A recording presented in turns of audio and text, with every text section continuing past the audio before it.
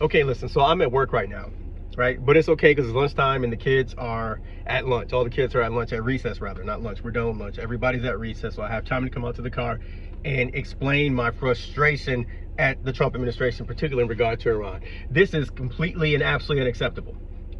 So essentially what Donald Trump is saying is that his decision to launch attacks, launch airstrikes on Iran is contingent upon the advice of Jared Kushner and Steve Witkoff. This is unbelievable. It's like, this makes absolutely no sense to me. We would not be in this situation right now if the Trump administration had not pulled out the JCPOA back in 2018. We wouldn't be here. And when he did it, I couldn't believe it. Couldn't believe it. It's like this man wants to go to war. He wants a regional Mideast war, which I'm not surprised about because Republicans generally want that sort of stuff anyway. Now, aside from the fact that Donald Trump has been an absolute disaster since January 20th, since he came back into office, which I don't know why people decided it was a good idea to vote for this man again, but they did, whatever. Everybody knew he would be worse, and I've said this from day one. Anybody who had ears to hear, Donald Trump will be worse in his second term. And I said it back in 2016, back in 2015. Because as soon as Donald Trump came down that little golden escalator and gave his speech, and he was like, Mexicans are rapists, that was it. I was done. He had nothing. He couldn't say anything that would cause me to listen because I understood that the dude was trash. Just not worth listening to. And I was like, this man, back then even I was saying, this man is racist.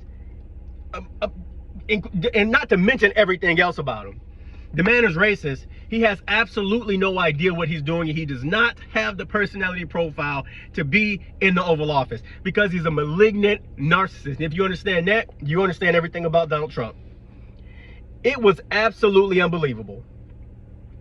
Even though it took the Obama administration nearly 2 years to negotiate the JCPOA with our European allies, the P5+1 countries. It took nearly 2 years of negotiations, and if you include secret negotiations, up to 4 years. And for all intents and purposes, monitors, the IAEA said that the inspections regime was working and that Iran was complying with it. Right? So we had inspectors in Iran monitoring nuclear program to ensure that they were not able to produce nuclear weapons, and then it was like a 10 to 15 year deal. So within that time frame, we could eventually come to some sort of other agreement if necessary. But if nothing else, it would have delayed Iran's development of nuclear weapons, and it would have prevented a war, which opens time for more diplomacy. So Donald Trump gets into office, and his buddy, that genocidal, corrupt piece of shit, Benjamin Netanyahu, came all the way to Washington, D.C. and gave us a speech in front of a joint session of Congress to oppose the JCPOA, to oppose the presidents. He came all the way to the United States, to the Capitol, gave a speech in front of Congress, opposing the president's, one of the president's signature foreign policy ideas or plans. Which was that was so disrespectful. I could not believe how disrespectful. First of all, the Republicans for inviting Netanyahu to come and give that speech in the first place. Disrespectful. But for Netanyahu to actually come and give that speech directly to oppose the president at the Capitol in Washington, D.C. was outrageous. And listen, Benjamin Netanyahu is Benjamin Netanyahu. But ever since then, I was like, fuck this dude. Fuck Netanyahu. Fuck him. And fuck his buddy Trump. The reason that Trump decided to pull out of JCPOA, I'm sure, because Trump is a simple-minded person. He doesn't sit there and think long-term. He doesn't think in detail because he can't. He just don't got it in him. Doesn't have the cognitive ability to do so. IQ is room temperature, if that. Essentially, what I think happened is Netanyahu influenced him, convinced him, hey, pull out of the JCPOA. He said, okay. I'm like, if you pull out of the JCPOA, you know what that means, right? Why would the Iranians, in that case, not decide to develop nuclear weapons? Why? Why wouldn't they?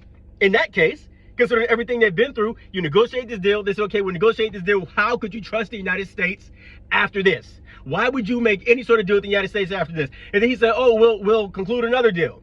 You think the Iranians would be stupid enough to make another deal like the JCPOA with the United States, with Donald Trump, knowing he could just pull out anytime he wanted to? What's the point of doing that? And it's years of negotiations. Not considering the fact that the Iranians felt humiliated having to do it in the first place. And I have absolutely no love for the Iranian regime. But international politics, international diplomacy is international diplomacy. Iran is a sovereign, independent country, so you have to treat them as such in negotiations and diplomacy. So he did this, I think, more than anything, at the behest of Benjamin Netanyahu. The problem is, if Iran develops a nuclear weapons program, or it looks like they're moving in that direction, which again, why wouldn't they after the U.S. decided to pull out of JCPOA, so they have every reason to in that case. The only way to stop it would be would be military action. That's it. Only way to stop it is military action. Who's going to be engaged in military action? Who? After we saw what happened in Iraq and the years how that really put a strain on us for years, put a strain on the military. And I was in the military. I used to be in the military for 11 years. I'm a veteran. The strain that the Iraq war put on the country, it put on our finances, it put on the military, it put on everything. It was a disaster. And so this man and the Republicans, but I'm gonna say Donald Trump in particular, is willing to go back into Iran because he doesn't know if we launch these airstrikes like he's talking about on the advice of Steve Witkoff and Jared Kushner, those two titans, those two statesmen, titans of diplomacy. If we were to do that, he doesn't know what could happen. You know, let's say, for example, at least a broader Middle East conflict. What if it does? Who's going to be there? Who's going to have boots on the ground? Because it's not going to be the IDF. Do you think the Israelis are going to have boots on the ground? No. It's going to be us. It's going to be Americans. Do you think the Israelis are going to pay for it? Do you think Benjamin Netanyahu is going to pay for it? No. Who's it going to cost when it comes to blood, man, material? Who? It's going to be us, the United States of America. It's going to be U.S. military. We're going to be ones on the hook. You will not see IDF troops occupying Tehran or Qom or any city in Iran. It'll be us. So the fact that we're in this position right now, where we're very close, or the Trump administration is very close to making a decision to launch attacks on Iran, is absolutely outrageous. This is completely unacceptable. And if this man ever puts us in a position, because everything his administration has done so far it warrants protest. But if this man puts us in a situation where we find ourselves engaged in an actual direct conflict with the Iranians, there should be such mass protests as to make any protest so far look like nothing.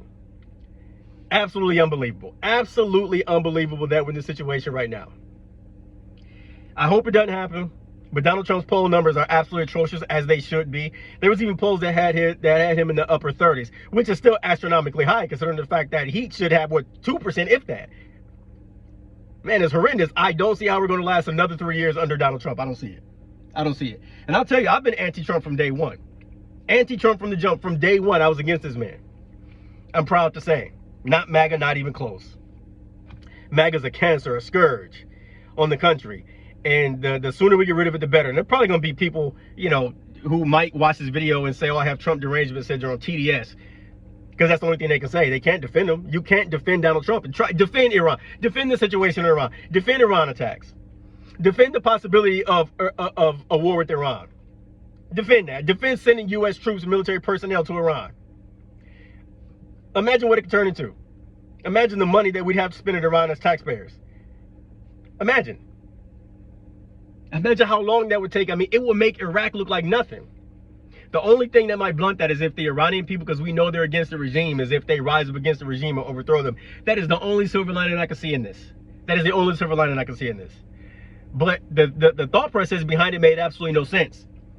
We're going to pull out of the JCPOA because the agreement itself only dealt with nuclear issues. It didn't deal with the other, you know, issues, political issues that we have with the Iranians. But I mean, it is what it is. It's a negotiation. So you get some of what you want, but not necessarily all of what you want. And then it froze the billions of dollars of Iran's money, but that was their money. You know, and of course, I mean, obviously they would use those for nefarious activities throughout the Middle East. But at the same time, again, it's either that or very likely a nuclear weapons program. So again, he pulled out of the JCPOA in 2018 with no plan at all. Of course, it's only 2 weeks away, but with no plan. So now we find ourselves in a situation where, hey, we might launch airstrikes on Iran, as was always going to happen. That was going to happen. There was no other way that this would end. If you want the Iranians, if you want to prevent the Iranians from developing a nuclear weapons program or a nuclear weapon, it was going to have to take military action to prevent them to do it, because they have no reason to negotiate with us anymore. Again, they had every reason to then develop a nuclear weapons program because they can't trust the United States, especially the Trump administration.